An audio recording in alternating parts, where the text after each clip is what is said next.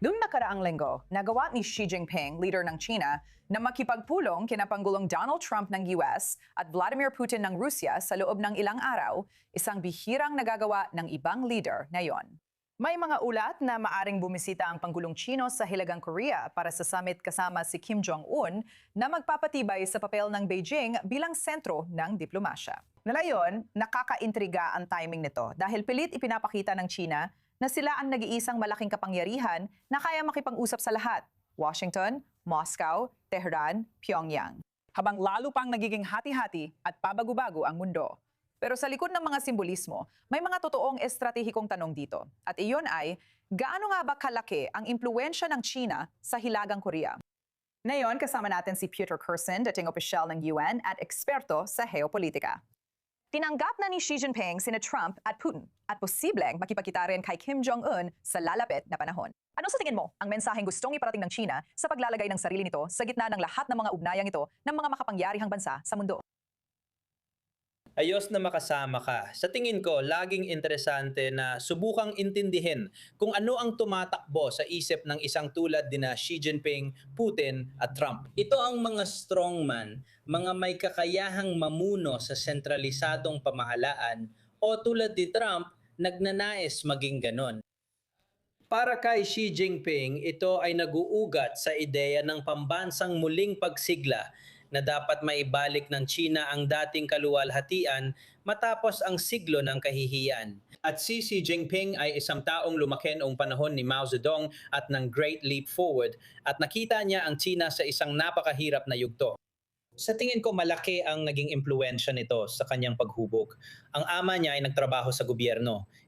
At siya ay naging isang taong masusing ng trabaho upang igiit ang mga interes ng China sa paraang hindi nagawa ni Hu Jintao at ng mga nauna sa kanya.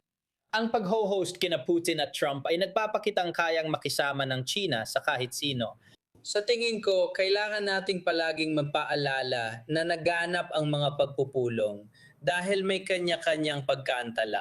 Pero hindi naman kailangan gawin ito ng China ng sabay. Ang katotohanan na nagkita sina Putin at Xi at inayos ito noong Mayo 21 araw na may kahulugang I love you sa wikang Chino ay talagang sinadya. Sa tingin ko, malinaw na nakisama si Xi kay Trump. Pero gusto niya talagang makita si Putin kung may saysay man yon. At sigurado akong pinag-uusapan ng dalawa ang karanasan ni Xi kay Trump at kung paano siya haharapin, manipulahin at iba pa. Kaya naging mahalaga ang mga nakaraang linggo para sa Beijing. Ngayon, gusto kong pag-usapan pa ang tungkol sa Hilagang Korea. Kamakailan lang ay binago ng Hilagang Korea ang kanilang konstitusyon. Inalis nila ang anumang pagbanggit tungkol sa muling pagkakaisa kasama ang Timog Korea. Ano ang kahulugan nito para sa iyo at paano maaapektuhan nito ang paraan ng pagsasagawa ni na Beijing at Kim Jong-un ng ganitong pagpupulong?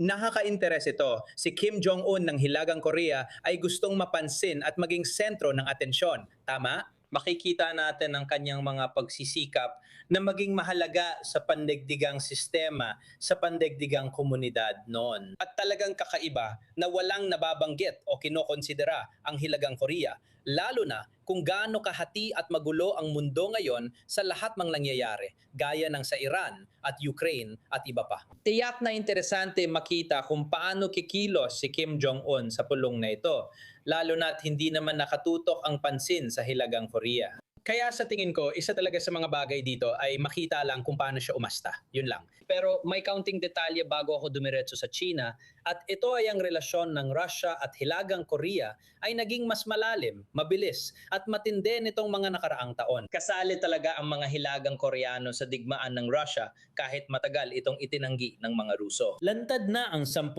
Hilagang Koreano ay tumulong hindi lang simboliko o logistical, kundi aktual na nasa unahan ng labanan sa Kursk. Nang makuha ng mga Ukrainiano ang malaking bahagi ng teritoryo sa probinsyang iyon ng Russia, hindi talaga nagustuhan ng China ang relasyong ito. Ang China ay bansang pabor sa status quo at ayon sa ilan ay nakikinabang sa umiiral na internasyonal na sistema kahit sinusubukan itong baguhin ng kaunti para pahinain ang hegemonya ng US. Pero hindi ito kasing irresponsable o nakagagambala gaya ng North Korea o Russia, kaya hindi tinanggap ng China ang relasyong ito. Kaya sa Artikulo 2 na ito, kung paano tinutukoy ng Hilagang Korea ang teritoryo na malaking pagbabago at sa tingin ko'y hindi masyadong nababalita sa pananaw ng North Korea sa muling pagkakaisa. At problema iyon para sa Sina dahil ayaw ng Sina ng atensyon. Ayaw rin nitong ito mismo ang magdulot ng kaguluhan. May sariling suliraning panloob, ngunit naroon pa rin ang epekto ng Iran, Russia at pandaigdigang epekto sa ekonomiya na sinusubukan ng China na patatagin para sa sarili nitong interes. Siyempre, kung maging problema ang Hilagang Korea, daddad na abala ito kay Xi Jinping. Sige, gusto kitang pasalamatan, Piotr, sa pagsama sa amin at pagbabahagi ng iyong pananaw.